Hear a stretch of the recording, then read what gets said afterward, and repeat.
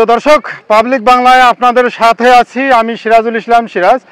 দর্শক, আমি এই মুহূর্তে আছি লালমনিরহাটের হাতিবান্ধায়।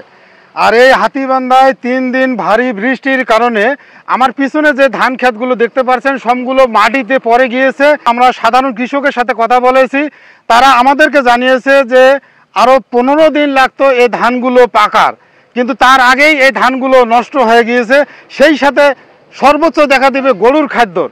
চলুন আপনাদের সাধারণ এই এলাকার কিছু কৃষকের সাথে কথা বলে আপনাদের বিস্তারিত জানাবো। বৃষ্টি বাতাস এই কারণে এই ধানগুলো পড়ছে, তবে এর আগে এইরকম আমি দেখি না। এবারে যে ক্ষতিগ্রস্ত হয়েছে আমার জীবনে এই প্রথম দেখলাম। মোটামুটি শতকরা 85% মানুষ খুব ক্ষতিগ্রস্ত হয়েছে আর কি। ধানগুলো আজ থেকে এখন আরও 15 দিন পরে পাকতো, কারণ বৃষ্টির কারণে ধান এবং খ্যার দুইটাই নেওয়ার মতো না। তবে গরু মানুষের খুব মোটামুটি কষ্ট হইবে আর কি। এই ধানগুলো পরে যাওয়ার কারণ আছে বৃষ্টি এবং বাতাস।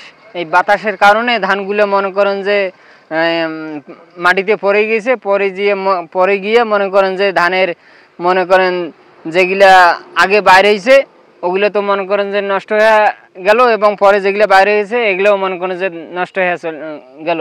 এবং যে খ্যারগুলো যে আছে খ্যারগুলোও মনে করেন যে মাটিতে পড়ে যায়, ওগুলো পচিয়ে নষ্ট হয়ে গেল।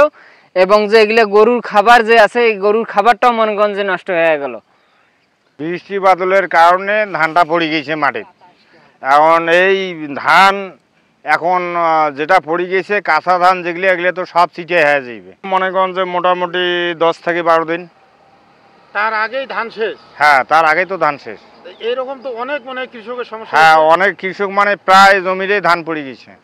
সবাইকে ধন্যবাদ, ভালো থাকবেন, সুস্থ থাকবেন।